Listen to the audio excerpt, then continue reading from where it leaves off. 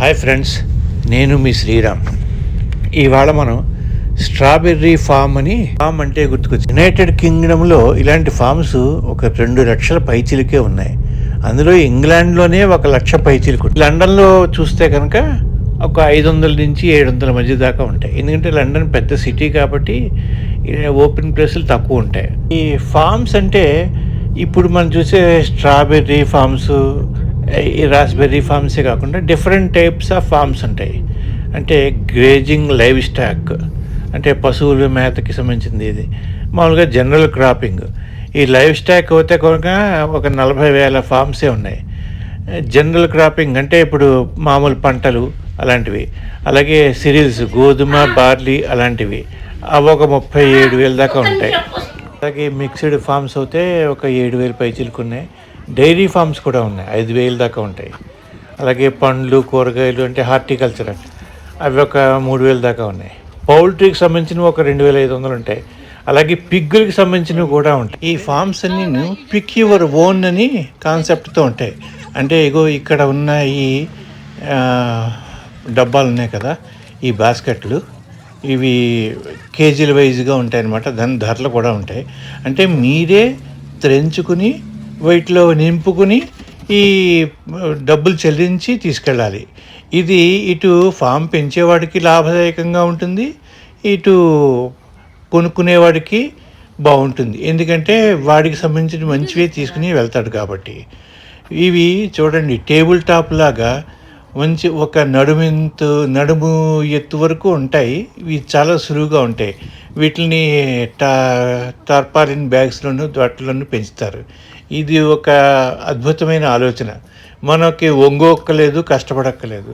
మంచి మంచి పళ్ళు ఎక్కడెక్కడ కనిపిస్తే అక్కడ పిక్ చేసుకుని డబ్బాలో బాస్కెట్లో వేసుకుని అక్కడ ఇస్తాం అన్నమాట. ఇక్కడికి వచ్చే వాళ్ళ సంఖ్య చాలా ఎక్కువగానే ఉంటుంది. అంటే కరెక్ట్గా ఫిగర్ చెప్పలేము, కానీ వేలాదిగా వస్తారు.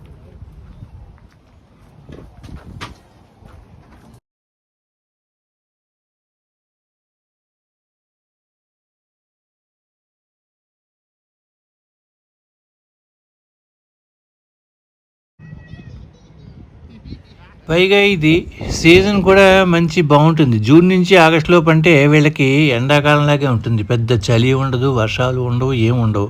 కాబట్టి ఇక్కడ ఫ్యామిలీస్తో పాటు వస్తారు.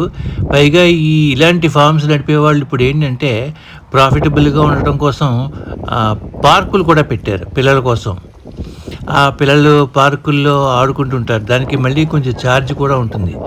అలా చూడండి, ఇప్పుడు ఇక్కడ చిన్న చిన్న పిల్లలు గెంతులు కానీ, ఒక టైటానిక్ ఒక షిప్ లాంటిది పెట్టారు.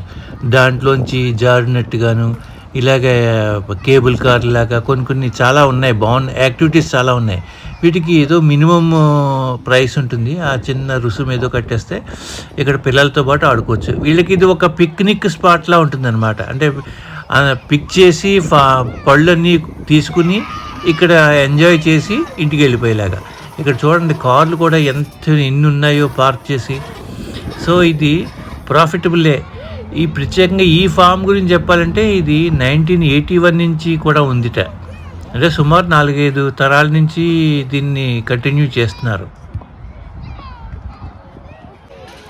మేము అయితే మంచి మంచి పళ్ళే తీసుకున్నాం. మాకు ఒక 2.5 కేజీల దాకా తీసుకున్నాం. అంటే 3 కేజీలు తీసుకున్నాం. ఒక 2,000 రూపాయల దాకా పడింది అనుకోండి.